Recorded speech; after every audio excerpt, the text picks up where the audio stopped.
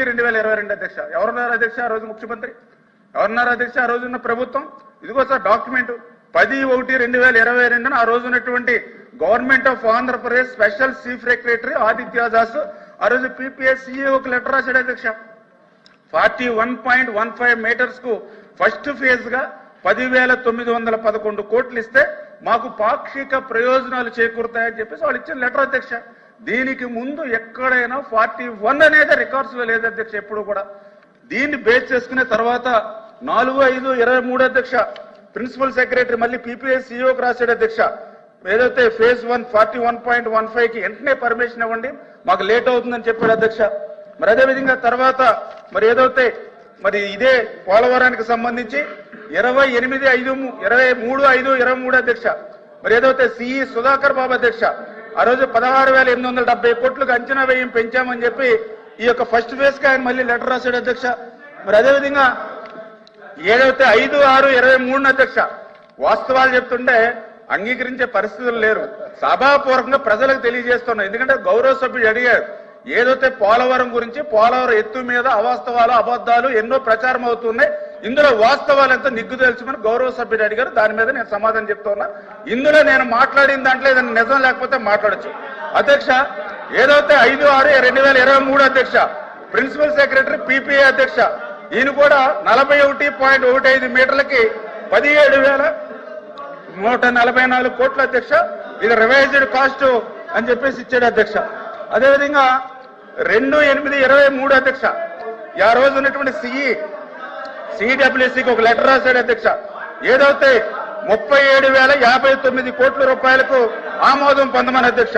అంటే నేను ఎందుకు చెప్తున్నానంటే ఈ రికార్డులన్నీ కూడా ఎందుకు చెప్తున్నానంటే ఈవేళ ఏదైతే పోలవరం ప్రాజెక్టు సంబంధించి ఫస్ట్ ఫేజ్ అని వచ్చింది 2022 నాటి ముఖ్యమంత్రి జగన్మోహన్ రెడ్డి దగ్గర నుంచి, నాటి ప్రభుత్వం వైఎస్ఆర్సీపీ నుంచే తప్ప 2019 మేకు ముందు ఎక్కడ కూడా ఫేజ్ 1 గాని, ఫేజ్ 2 గాని, 41 గాని, 45 గాని లేదు అనేటువంటి వాస్తవాన్ని సభాపూర్వకంగా విత్ రికార్డ్స్ ద్వారా చూపిస్తున్నాను అధ్యక్ష. వాళ్ళు కూడా ఏమన్నా రికార్డులు కావాలంటే రికార్డులు వాళ్ళ లీడర్ కూడా పంపిస్తాను అధ్యక్ష. అదేవిధంగా రెండవది అధ్యక్ష ఏదైతే ప్రశ్నలు మరి ఏదైతే ఈ యొక్క పోలవరం మరి లెఫ్ట్ కెనాల్ గురించి గౌరవ సభ్యులు కూడా అడిగారు అధ్యక్ష. లెఫ్ట్ కెనాల్ ఏదైతే ఉందో మరి గత 5 సంవత్సరాల్లో ఒక్క రూపాయి పని గాని, ఒక్క అరబస్తా సిమెంట్ గాని పనిచేయలేదు అధ్యక్ష. మళ్ళీ తెలుగుదేశం, జనసేన, బీజేపీ ఎన్డీఏ ప్రభుత్వం వచ్చిన తర్వాత ముఖ్యమంత్రిగా ప్రమాణ స్వీకారం చేసిన తర్వాత మొదటి క్షేత్ర పరిణ పోలవరంకి వెళ్లారు ముఖ్యమంత్రి గారు. అదేవిధంగా లెఫ్ట్ కెనాల్కి వెళ్ళి ఆయన కూడా చెప్పారు 2025 జూలైకి ఏదైతే పోలవరం పూర్తయ్యే లోపుగా అక్కడ పురుషోత్తపట్నం ఎత్తిపోతల నుంచి కనీసం ఒక 6,000-7,000 క్యూసెక్కుల నీరైనా ఉత్తరాంధ్రకు తీసుకెళ్లాలని చెప్తే మరి దాని మీద 1,650 కోట్ల రూపాయలతోటి మరి అన్ని కూడా మరి కాంట్రాక్టుల టెండర్లు పిలిచాము అధ్యక్ష. అలాంటి పనులు ప్రారంభించాం. ఏదైతే ఆ లెఫ్ట్ కెనాల్ కూడా రేపు 2025 జూన్ కల్లా పూర్తి చేసి ఉత్తరాంధ్రకు నీళ్లు తీసుకెళ్తామని చెప్పి కూడా సభాపూర్వకంగా కూడా తెలియజేస్తున్నాం అధ్యక్ష. అదేవిధంగా గౌరవ వెంకటేశ్వర గారు కూడా మరి ఏదైతే ప్రాజెక్టు నిర్వాసితుల కుటుంబాల గురించి అడిగారు అధ్యక్ష. ప్రాజెక్టు నిర్వాసితుల కుటుంబాలు అడిగారు అధ్యక్ష. ఆ నిర్వాసితుల కుటుంబాలు కూడా మరి ఏదైతే ఫేజ్ 1కి సంబంధించి మరి వెంకటేశ్వర గారు అడిగారు అధ్యక్ష. నిర్వాసితుల కుటుంబాలు వచ్చి ఫేజ్ 1 వచ్చి అంటే ఏదైతే 41.15 ఫస్ట్ ఫేజ్ కి వచ్చి మరి 38,060 కుటుంబాలు ఉన్నాయి అధ్యక్ష. అదేవిధంగా ఫేజ్ 2 వచ్చి 41.5 నుంచి 45.72 వరకు చూస్తే 58,600 కుటుంబాలు ఉన్నాయి అధ్యక్ష. మొత్తం కుటుంబాలు 96,660 కుటుంబాలు ఉన్నాయి అధ్యక్ష. ఇప్పటి వరకు కూడా 12,797 కుటుంబాలని షిఫ్ట్ చేయడం జరిగింది అధ్యక్ష. ఇక్కడ వెంకటేశ్వరరావు గారు కూడా దయ ఉంచి ఆయన కూడా గమనించమని ఏదైతే ఆ నిర్వాసితులకి 2016లో ఆనాటి ముఖ్యమంత్రి చంద్రబాబు నాయుడు గారు నిర్వాసితులకి 1000 కోట్లు ఇచ్చాడు అధ్యక్ష. మళ్ళీ 2025లో మళ్ళీ చంద్రబాబు నాయుడు గారు ముఖ్యమంత్రిగా ఉండగా మొన్న 900 కోట్లు ఇచ్చారు అధ్యక్ష. 2019, 2024 5 సంవత్సరాల్లో ఈ జగన్మోహన్ రెడ్డి ఆ నిర్వాసితులకు ఒక్క రూపాయి ఇవ్వలేదు అధ్యక్ష. ఒక్క రూపాయి ఇవ్వలేదు అధ్యక్ష. ధన్యవాదాలు. ఎల్ఓపి గారు సార్ ప్రశ్నోత్తరాలలో తప్పుడు ద్వారా నేను రిక్వెస్ట్ చేస్తుంది ఏంటంటే ప్రశ్న వాళ్ళే వేస్తున్నారు, సమాధానానికి వచ్చి ప్రశ్నకి ఆన్సర్ కాకుండా గత స్మృతిని వాళ్ళ గొప్పల్ని వాళ్ళ తాలూకా వీళ్ళని లేనివన్నీ ఫ్యాబ్రికేట్ చేస్తూ చెప్పుకొస్తున్నారు. అధ్యక్ష, సూటిగా ప్రశ్న అడుగుతున్నాము. సూటిగా మీరు పోలవరం ఎత్తుని తగ్గిస్తున్నారా లేదా, తగ్గిస్తారా లేదా అడుగుతున్నప్పుడు దానికి సమాధానం చెప్పలేదు కదా అధ్యక్ష.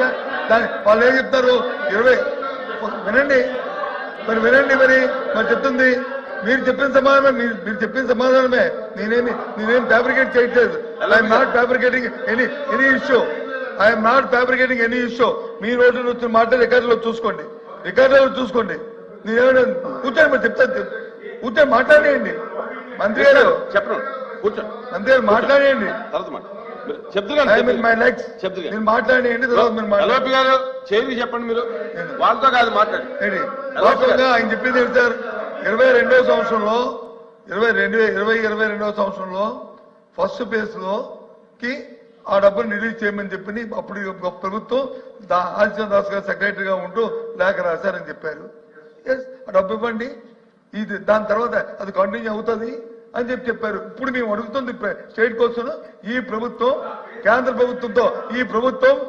ప్రభుత్వంతో సంప్రదించిన తర్వాత ఉన్న సమాచారం ఏంటంటే రాష్ట్ర ప్రజలకు అందరికీ ఆందోళన ఏంటంటే ముఖ్యంగా ఉత్తరాంధ్ర ప్రాంతంలో మా ప్రజలకి అలాగే రాయలసీమ ప్రజలకి ఏదైతే ఎత్తు తగ్గిస్తే రాబోయే ఇందాక విద్యుత్ శాఖ మంత్రి గారు ఏదైతే మాట్లాడారో 900 మెగావాట్ల విద్యుత్ ఇస్తున్నారో, లేకపోతే రాయలసీమకి వచ్చి మిగిలిన జిల్లాలన్నారు, మా సుదృష్టం తవ్వాలన్నారు, వీటికి అన్నిటికీ ప్రమాదం వచ్చే పరిస్థితి ఉంది. కాబట్టి తగ్గిస్తున్నారా లేదా, తగ్గిందని చెప్పండి. Yes, record, fine, no issue. అదే ఆ మాట చెప్పండి. అంతే మేము అడుగుతుంది స్టేట్ కోసం. అంతేగాని దానికి ఉపద్ఘాతాలు మా చరిత్రది మీ సార్.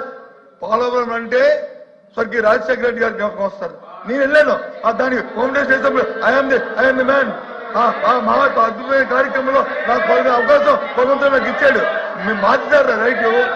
వీళ్ళు వచ్చి ఏం చెప్తారు సార్ వీళ్ళు. అయినా దానికి వెళ్ళట్లేదు. ఆ గొప్పలు మేము చెప్పుకోలేదు. కానీ ఇవాళ సూటిగా ప్రభుత్వం తగ్గిస్తుందా, ప్రభుత్వం తగ్గించట్లేదా, సమాధానం చెప్పండి. మంత్రి గారు